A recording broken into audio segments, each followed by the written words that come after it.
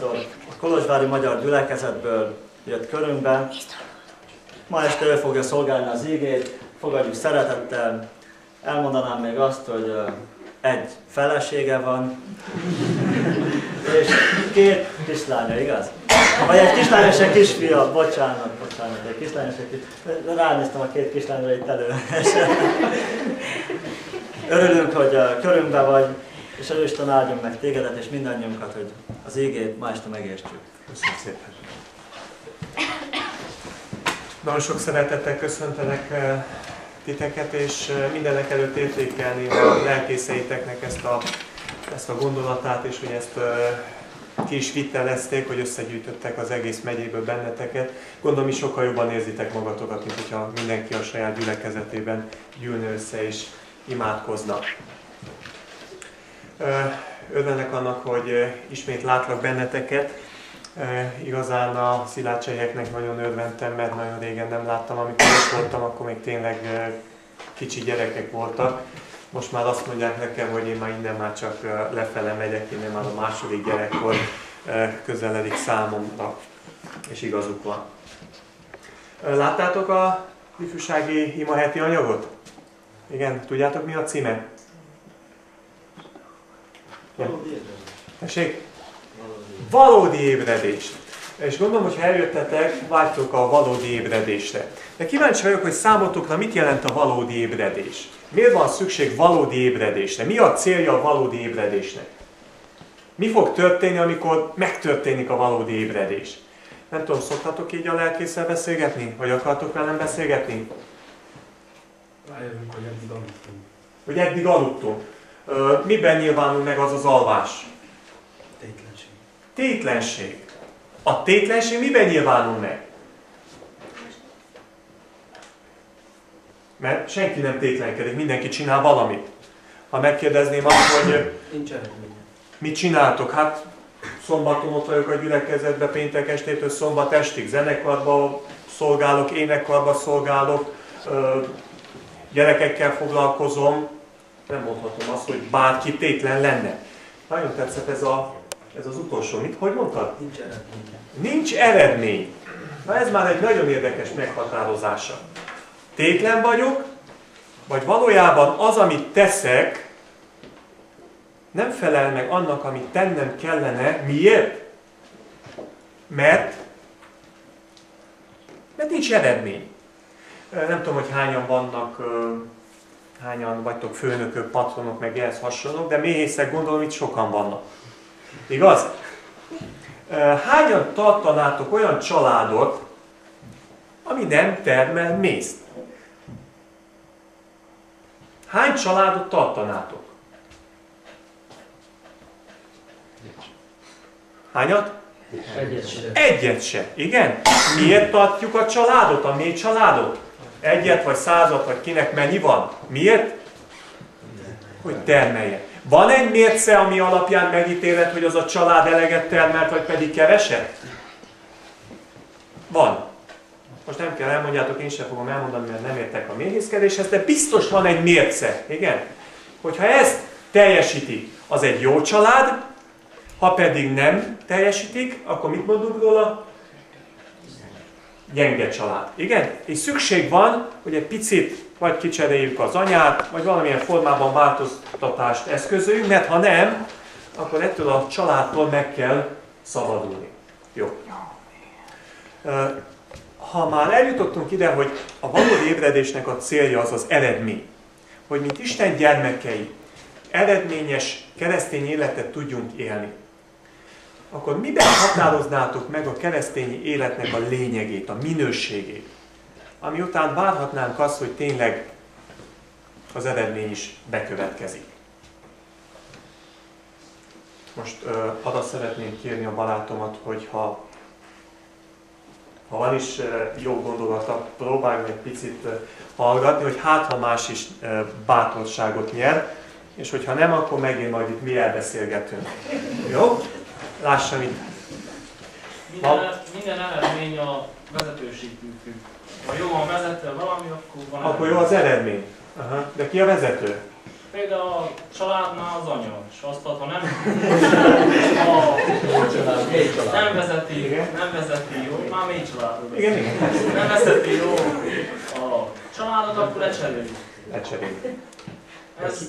Ez nagyon hasonlít mindenre. Nem hasonlít, de ki a főnök? A szituációtól függ. Ja, főnök, ez egy nagyon fontos kérdés. Ez egy nagyon fontos kérdés. Láttam most, amikor lemondott a pápa egy beszélgetést több egyházvezető között, és azt mondják, hogy a kapitány elhagyja a hajót. Milyen dolog ez? És akkor mondta egy református újságíró, hogy nem, a kapitány nem hagyta el a hajót, Jézus ott van. Tehát ne legyünk tévedésbe, ha nekünk is Jézus a főnök, vagy a vezető, akkor lehet, hogy mégse a vezetővel van a probléma. Köszönöm szépen. Tehát nagyon jól meg kell gondolni, igen, hogy kire akarom én a felelősséget hárítani, igen? Mert nem a gyülekezet vezető, nem az ifjúság vezető, vagy nem a lelkész a főnök.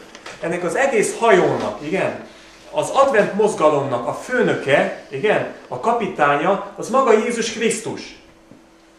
Vajon miatta nem mennek a dolgok úgy, ahogy kellene, hogy menjenek?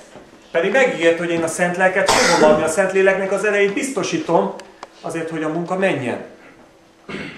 Vajon nem küldte el a Szent Lelket? Meggondolta magát? Vajon a Szentléleknek a 21. században nincsen ereje, ami megváltoztathatná az embereknek az életét, hogy eredmény legyen? És akkor ugyanaz a kérdés, hogy milyen kell legyen a keresztényi életünk, hogy annak eredményeképpen gyümölcs teremjen. Várok egy másik választ. Szerintem milyen kéne legyen a te életed, hogy annak eredménye legyen. És most ne gondoljatok arra, hogy milyen kéne legyek, hogy mit tudom én, vagy 20-at megkereszteljek egy év után. Nem. Csak arra gondolj, hogy milyen kéne legyen a keresztényi életem, hogy én amikor visszatekintek, akkor azt mondom, hogy én vagyok ezen a földön a legboldogabb ember, azért, mert Jézus Krisztusnak a gyermeke vagyok. És ne kelljen azon gondolkodnom, te jó helyen vagyok, én jó adventistának lenni. De mi lenne, hogyha ma este nem lennék adventista, ha mennék az osztálytársaimmal egy kicsit szórakozni. Igen? Aztán utána majd megint leszek egy kicsit adventista, de aztán már megint eszembe jut, hogy nem lenne. Tehát milyen lenne az életem, vagy milyen kéne legyen, hogy boldog legyek azért, mert adventista vagyok. Próbáld meg a más. Nagyon jó. Valaki segítene? Céltudatos. Tudjam, hogy merre tartok. Tudjam, hogy merre tartok. Mi lehet a cél? Mi lehet a cél? Isten országába eljutni. Ha Isten országa előttem áll, a tegnap este, amikor együtt voltunk a fiatalokkal, feltettem ezt a kérdést, és pici gondolkozás után valaki azt mondta, hogy ha komolyan hinnénk a Jóistenben, a Jóisten létezésében, Isten országának az lenne a célkitűzésünk, akkor nem ezt az életet élnénk, amit most élünk. Egyetértettek ezzel? Igen? Tehát akkor nem lenne ilyen kétség, hogy de most milyen lenne, hogyha én is egy kicsit táncolnék, igen? Mi lenne, hogyha én is egy kicsit szipóznék, igen, mert mindenki ezt csinálja. Nem fordulna meg ez, nem lenne egy ekkora kísértés. Mert tudnám, hogy a Jóisten, amit nyújt számomra, az mindennél fontosabb. De a keresztényi életnek van egy nagyon érdekes része, amit ritkán tűzünk ki célkitűzésként. És a mai felolvasás, a mai témánk erről szól.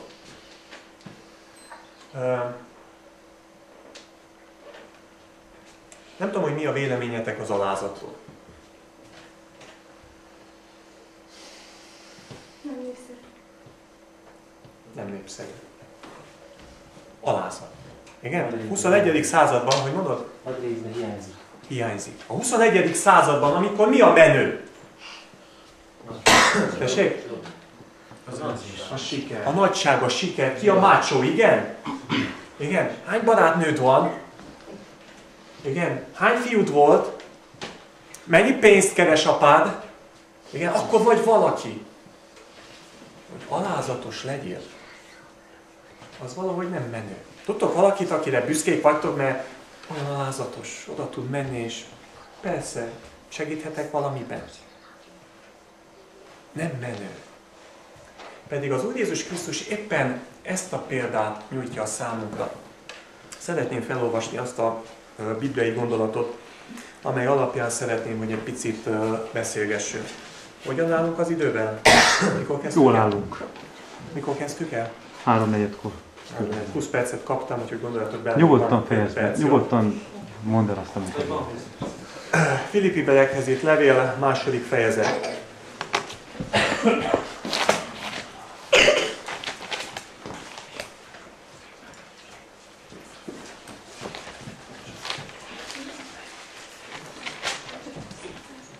El kéne olvasom az egészet, de most már muszáj lerövidítenem, az 5. vers. Annak okáért az az indulat legyen bennetek, mely volt a Krisztus Jézusban is, aki mikor Istennek formájában vala nem tekintette zsákmánynak azt, hogy ő az Istennel egyenlő, hanem önmagát megüresíté, szolgai formát vévén föl, emberekhez hasonlóvá lévén. És mikor olyan állapotban találtatott, mint ember, megalázta magát, engedelmes lévén halálig, mégpedig a keresztvának haláláig. Jézus Krisztus, a királyoknak a királya. Pál apostol úgy mutatja be, mint a legalázatosabb ember. Miben nyilvánul meg az alázatossága?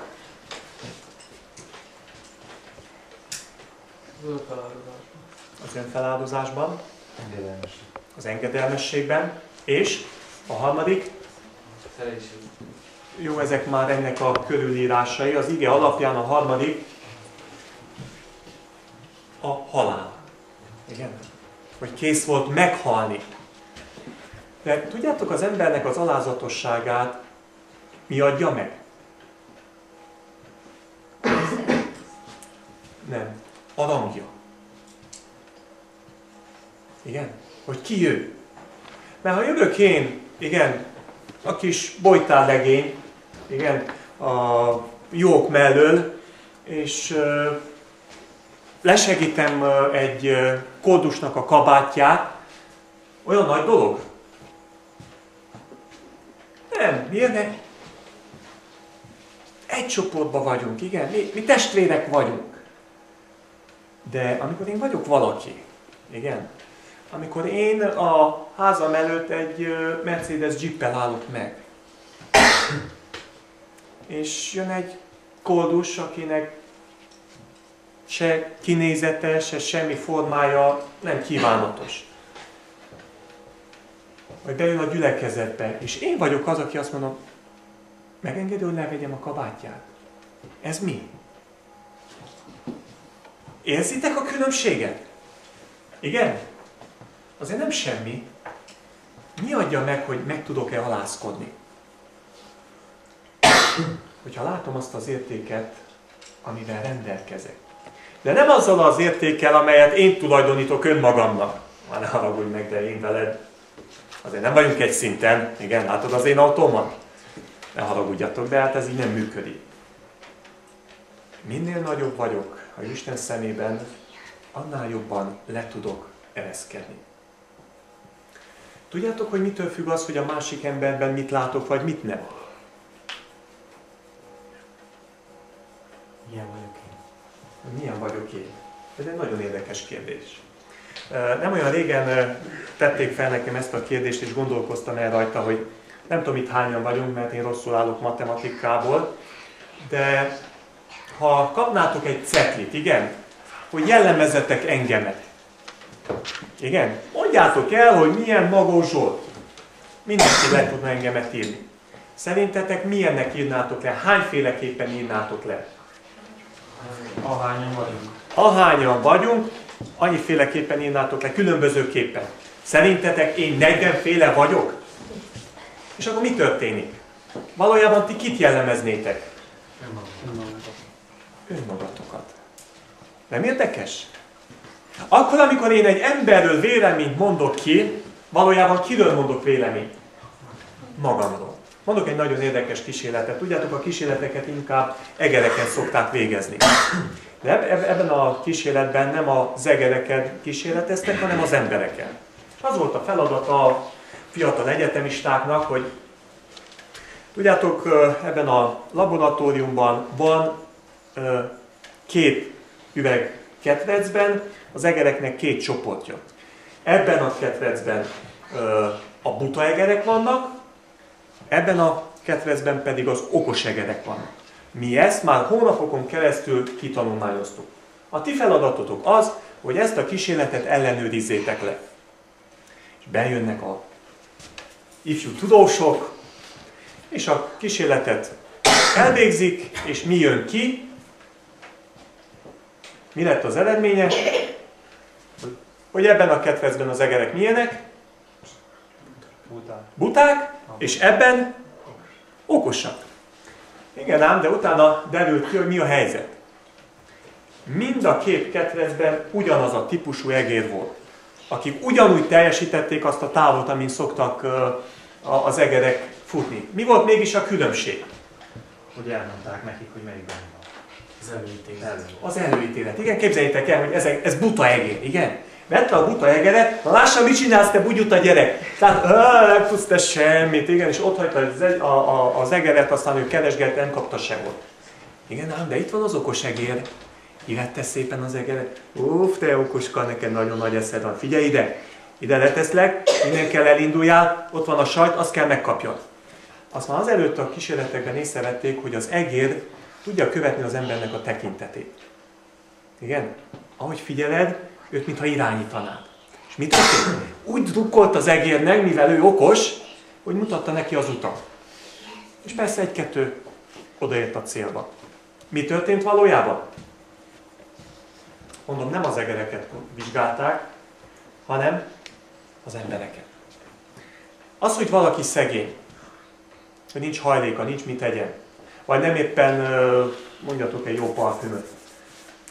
Chanel, igen, nem a Chanel-t használja, hogy mindenki utána fordul, igen, úgy pici zavar a jelenléte. Nem, senki nem szereti mellette a dolgokat. Kivel van a baj? Vele? Vagy pedig vele? Mert akkor, amikor én valakiről véleményt alakítok ki, valójában önmagamat jellemzem. A példa, ami a felolvasásban szerepel, az a lábmosásnak a szertartása. Tudjátok, miért érdekes az alázatosság szertartása? Miért olyan nagy dolog, hogy Jézus Krisztus megmossa a tanítványoknak a lábát? Még nem tudom, hányan vagytok megkeresztelkedve. Hányan szoktátok gyakorolni az alázatosság szertartását?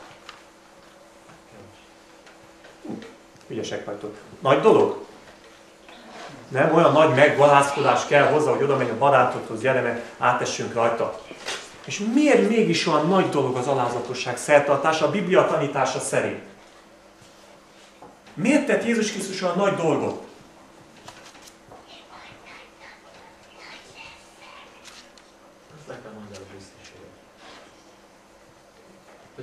Milyen büszkeség? Kinek? Hozzatok egy, hogy hívják, hogy kinek mossa meg a láb? Milyen nagy büszkeségem van nekem, bárkivel megteszem. Hogy példát mutassunk. Na, pláne még ha a példát is mutatok, ez egy lecke. Igen, ti ezt majd csináljátok utána.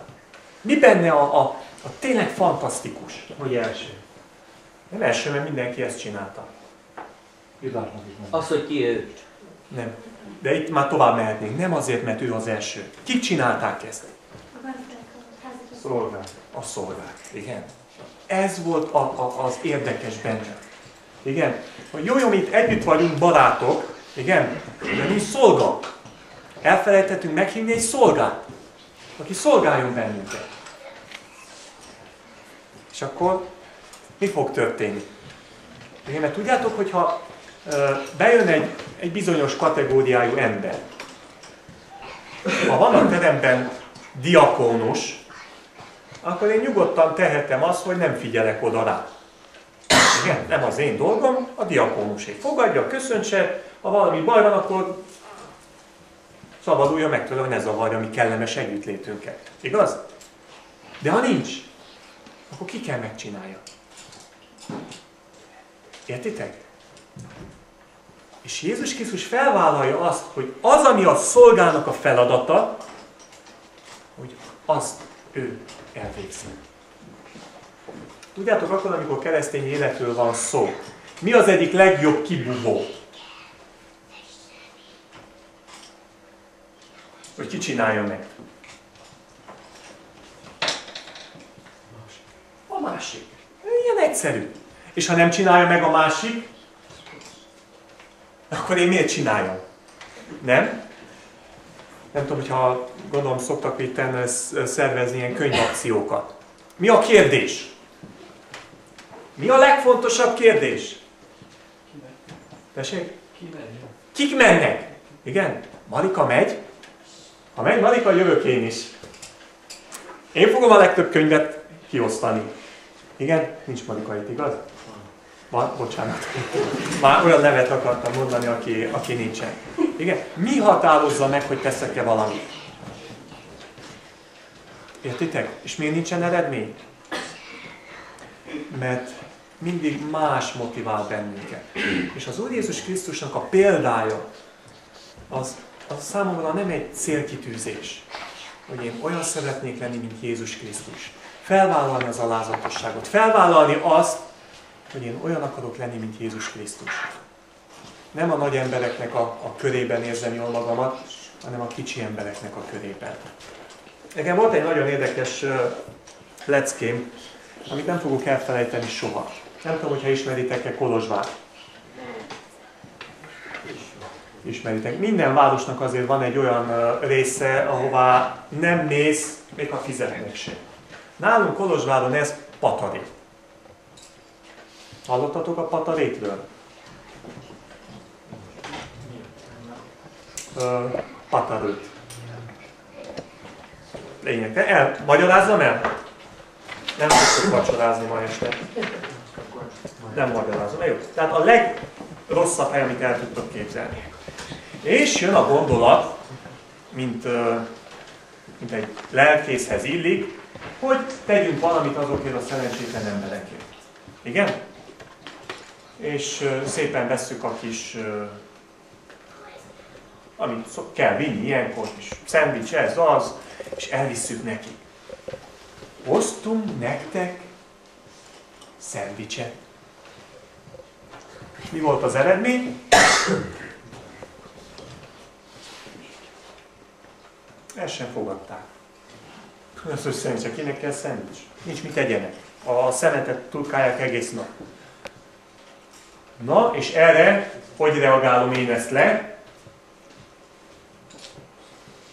Ti hogy reagáltátok volna le?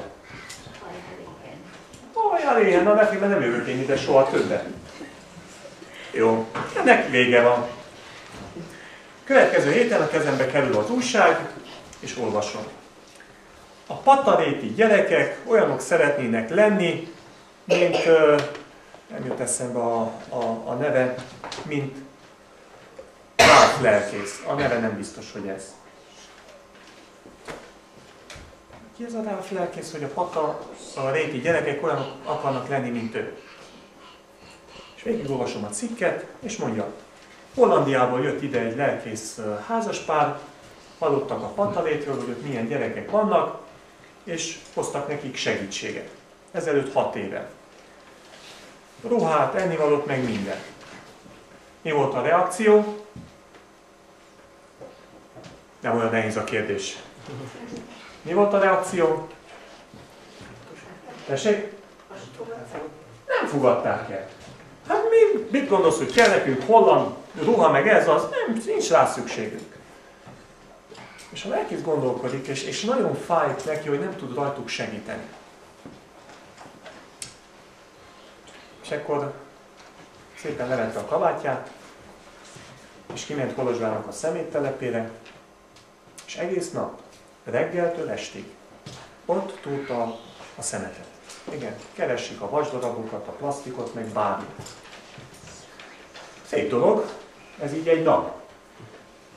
De 2 nap, 3 nap, 1 héten, 1 hónapon, 1 éven keresztül. 1,5 évig csinálta ezt. Ameddig azok az emberek befogadták. És elfogadták azt, hogy kenyeret adjon neki. Elfogadták azt, hogy óvodát nyisson, és a gyerekeiket az óvodába beíratták. Tudjátok, hogy mekkora lecke volt ez? Vajon azt jelenti az alázat, hogy tényleg oda megyek valakihez, és adok neki egy lejt, vagy adok neki egy szendvicset? De azért bennem ott a szívem mélyén mit érzek? Ne haragudj, de azért nem vagyunk testvérek. Azért nem vagyunk mi egy szinten. És én azt hiszem, hogy a valódi ébredés megtörténjen a mai felolvasás alapján. Meg kell látnom az Úr Jézus Krisztusnak ezt a példáját.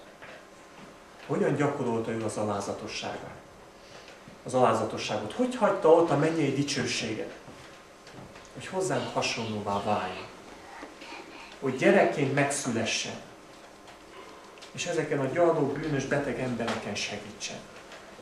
És azt hiszem, hogy ha a lelkünk mélyén történik egy bizonyos változás, akkor már megtörténik a csoda. És a Szentléleknek tudok lehetőséget adni arra, hogy csodát tegyen. Úgy az én életemben, mint a körülöttem levőknek az életében. Az én időm lejárt, itt szeretném most befejezni, és arra bátorítalak, hogy próbáljátok ti is ezt így kitűzni önmagatok számára. Jézus Krisztusban ez is egy példa legyen számunkra, hogy le tudjak hajolni, és alázatos tudjak lenni a másik emberre, és tudjak neki segíteni. Mert valójában ez a legcsodálatosabb bizonságtevése, hogy Jézus a szeretet. Az Úr áldjon meg benneteket. Ilyen szeretettel, és ilyen ébredést tapasztaljunk meg mindannyian. Amen. Amen.